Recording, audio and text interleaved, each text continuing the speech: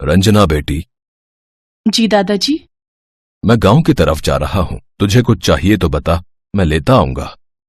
नहीं दादाजी, मुझे चाहिए तो कुछ नहीं, पर क्या? देख बेटी, मेरे साथ चलने को मत बोलना। ठीक है तो फिर आप जाओ। तू समझती क्यों नहीं है बेटा, इस घर के बाहर तेरी जान को खतरा है। पूरे 20 साल कितना संभाल कर रखा है मैंने तुझे, और तू खुद ही अपनी जान खतरे में डालना चाहती है।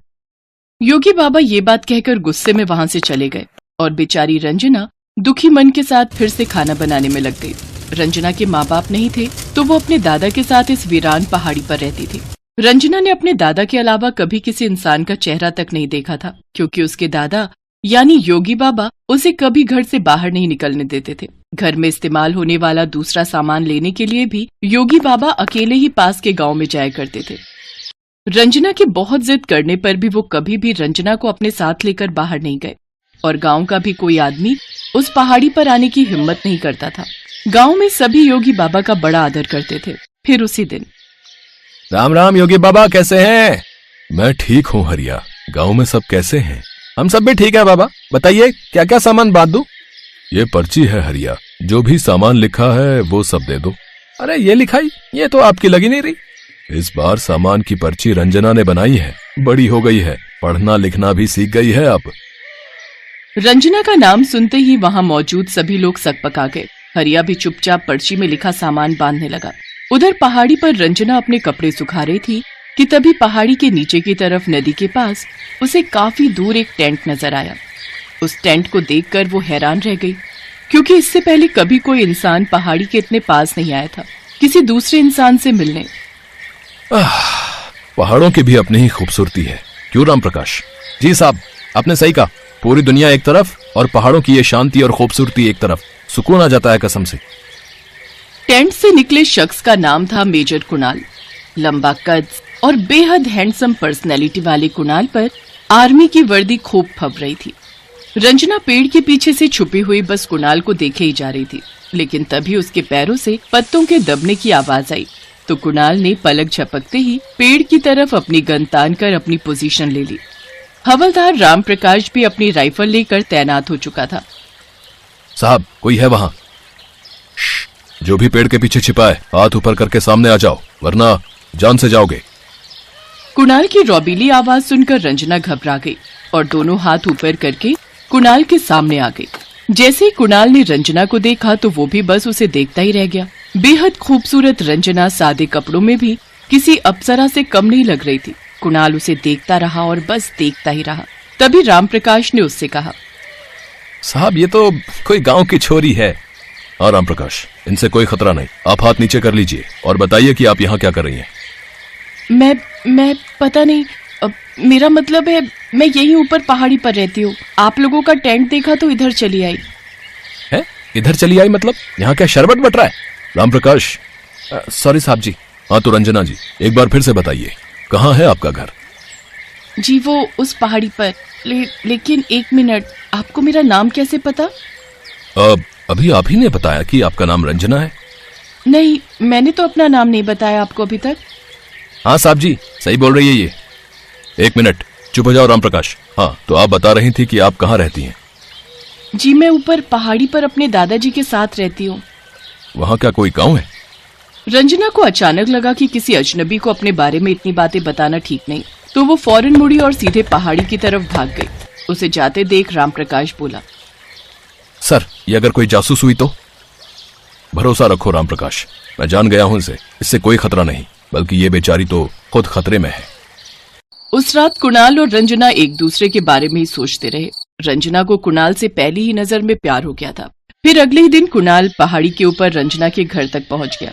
वहां उसकी मुलाकात योगी बाबा से हुई। कुणाल ने योगी बाबा को नहीं बताया कि वो रंजना से पहले मिल चुका है। रंजना उनके लिए चाय लेकर आई। बस यहीं से कुणाल और रंजना का प्यार परवान चढ़ने लगा और फिर दोनों अक्सर योगी बाबा की जानकारी से बाहर एक दूसरे से मिलने लगे। फिर एक दिन, आपने कभी बताया नहीं कि आप यहाँ टेंट बनाकर क्यों रहते हैं? यहाँ आपकी कोई यूनिट तो है नहीं।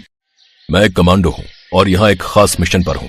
पास में ही बॉर्डर है तो वहाँ नजर रखता हूँ ताकि उस पार से कोई खतरा ना हो। तुम भी तो अपने बारे में बताओ कि तुम यहाँ क्यों रहती हो, वो भी गाँव से इतनी दूर।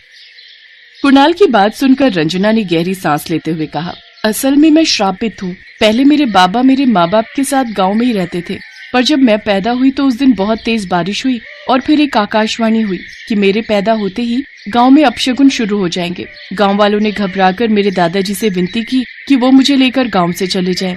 मेरे दादाजी बहुत बड़े तांत्रिक हैं, पर वो गांव वालों की खुशी के लिए मुझे और अपने बेटे बहू को साथ लेकर इस पहाड़ी की तरफ चल दिए। लेकिन रास्ते में एक जोर की बिजली कड़की और सीधे मेरे माता पिता पर आ गिरी। मैं अपने दादाजी की गोद में थी। मेरे पैदा होते ही वो आकाशवाणी सच हो गई थी। मैंने अपने माता पिता को खो दिया था। बस तभी से मैं इस पहाड़ी पर रहती हूँ अपने दादाजी के साथ। मुझे ना तो गांव में जाने की इजाजत है और ना ही कोई गांव वाला कभी यहाँ आ सकता है। अच्छा, और ये तो बताओ, इस पहाड़ी पर जगह जगह ये खंबे किसने गाड़े? वो मेरे दादाजी ने गाड़े हैं। वो अभिमंत्रित स्तंभ हैं। उन्हें कोई बुरी शक्ति पार नहीं कर सकती। ये असल में मेरी सुरक्षा के लिए है। काफी देर साथ बैठने के बाद रंजना अपने घर की तरफ चल पड़ी, लेकिन जब वो घर पहुंची तो उसकी आंखें फटी की फटी रह गई। उसने देखा कि भयंकर काला साया उसके घर पर मंडरा रहा था और उसके दादाजी लहूलुहान एक पेड़ से बंधे हुए थे। रंजना को देखकर वो साया भयानक हंसी हंसते हुए बोला, तो आखिरकार आ ही गई तू मेरे बस में। अब तेरा खून पीकर मैं और भी ताकतवर हो जाऊंगा। ये कपाल था जो असल में पिशाचों का राजा था। देखने में तो फिलहाल वो बस एक परछाई था, पर अचानक जब वो रंजना के सामने रुका तो दिखने में बहुत ही भयानक लग रहा था। रंजना उसे देखकर चीख पड़ी। अपने बाबा की हालत देखकर उसकी आंखों से आंसू गिरने लगे। तभी उसने जोर से आवाज लगाई, कुणाल, कुणाल बचाओ, बचाओ कुणाल, जल्दी आओ कुणाल। पहाड़ियों के सन्नाटे को चीरती हुई वो आवाज जैसे ही कुणाल के कानों में पड़ी, वो बिजली की रफ्तार से रंजना के सामने पहुंच गया। अगले ही पल कुणाल कपाल और रंजना के बीच में खड़ा था। कुणाल ने आव देखा न ताव कपाल के सिर में एक साथ 3 गोलियां फायर कर दी, लेकिन कपाल तो एक पिशाच था। वो गोलियां उसका कुछ बिगाड़ नहीं पाई। आ गया तू भी, हर बार की तरह इस बार भी इसे बचाने। लेकिन कोई फायदा नहीं होगा बेवकूफ। इस बार भी न तू बचेगा और न ही तेरी ये रंजना। पिशाच की बात सुनकर रंजना हैरान रह गई। उसे कुछ समझ में नहीं आ रहा था। तभी पिशाच ने कुणाल को मारना शुरू कर दिया। वो कुणाल को किसी कागज की तरह उठा उठा कर पटक रहा था। कुणाल की हालत देखकर योगी बाबा कराहते हुए बोले, अब वक्त आ गया है रंजना। ये ले, इस मणि को अपने माथे पर रख। भगवान शंकर का ध्यान कर बेटी, फिर तू सब जान जाएगी। योगी बाबा के हाथों से मणि लेकर जैसे ही रंजना ने उसे अपने माथे पर रखा, अगले ही पल वो एक इच्छाधारी नागिन में बदल गई। नागिन के रूप में आते ही उसे अपने पिछले कई जन्म याद आ गए। साथ ही ये भी कि हर जन्म में कुणाल ही उसका जीवन साथी रहा है और हर बार इस शक्तिशाली कपाल ने उन्हें एक दूसरे से जुदा किया। वो हर बार कुणाल को मार देता था। रंजना घायल कुणाल के पास पहुंची और उसे देखकर रोने लगी। तभी कुणाल ने कहा, अब समझी तुम कि तुम्हारा नाम मुझे पहले से कैसे पता था। तुम्हारा और मेरा साथ बहुत पुराना है रंजना, लेकिन अब इस कपाल को हमेशा के लिए खत्म करने का समय आ गया है। उठाओ अपनी मणि और खत्म कर दो इसे रंजना। नहीं, मणि का वार करते ही मैं फिर से भूल जाऊंगी तुम्हें। मैं ऐसा नहीं कर सकती। और कोई चारा नहीं है रंजना, हर जन्म में यही तो होता आया है।